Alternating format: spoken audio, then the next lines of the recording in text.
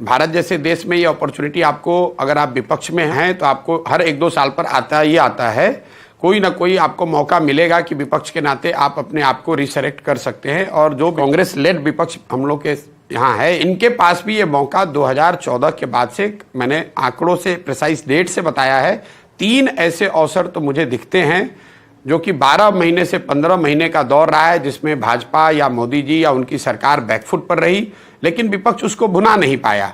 आपको याद होगा 2014 में जब ये सरकार जीत कर आई पहली बार, 2015 में जनवरी में आम आदमी पार्टी दिल्ली में चुनाव जीती और उसी साल नवंबर में बिहार में चुनाव में भाजपा को करारी शिकस्त मिली। मतलब पूरा जो 2015 का साल है और अगले 2016 मई तक जब बंगाल, असम, तमिलनाडु के चुनाव हुए, करीब करीब 18 महीनों में भाजपा को कहीं चुनावी सफलता नहीं मिली। किसी भी तरह गठबंधन के मदद से असम में वो जीत उनको हासिल हुई। वो 15 महीने का समय था कांग्रेस के पास या विपक्ष के पास, क्योंकि मोदी जी तब नए थे, तब सत्ता या पूरे व्यवस्था पर इतना कंट्रोल नहीं था। आपके पास समय था अर्ली बाउंस बैक करने का। उस समय कांग्रेस और उनके साथियों ने उस तरह का प्रयास नहीं किया।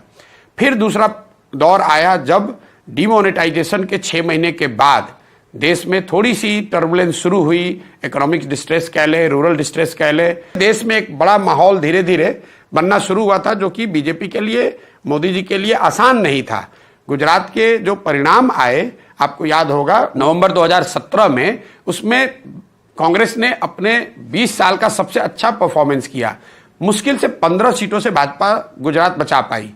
उसके बाद वो कर्नाटक में उनकी हार हुई और फिर लगातार 3 स्टेट हारे, छत्तीसगढ़ हारे, मध्य प्रदेश हारे, राजस्थान हारे। तो मतलब आप मिड 2017 से उठाकर 2018 अंत तक 15-17 महीने का एक दौर था जब भाजपा बैकफुट पर थी। विपक्ष के पास अवसर था कि वो चैलेंज कर सकते थे, उन्होंने वो मौका गंवा दिया।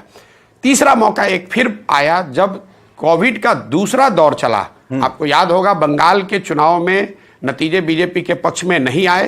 बंगाल चुनाव हारने के बाद करीब करीब 1-1.5 साल का जो समय रहा है वो बीजेपी और मोदी जी के लिए चुनौतीपूर्ण रहा है, लेकिन फिर विपक्ष ने वो अवसर गंवा दिया।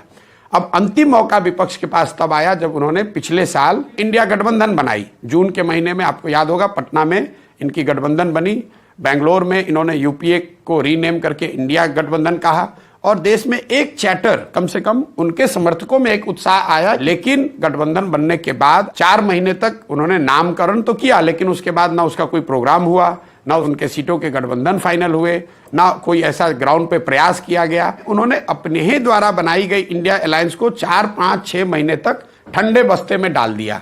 और वो क्रूशियल टाइम है जब मोदी जी और भाजपा उन्होंने धीरे धीरे अपना लॉस्ट स्पेस गेन कर लिया।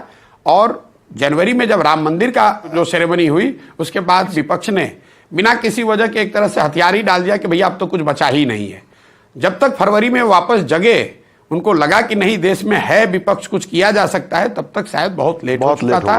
इस तरह से आप कह सकते हैं कि ये मौका भी उनके हाथ से निकल गया।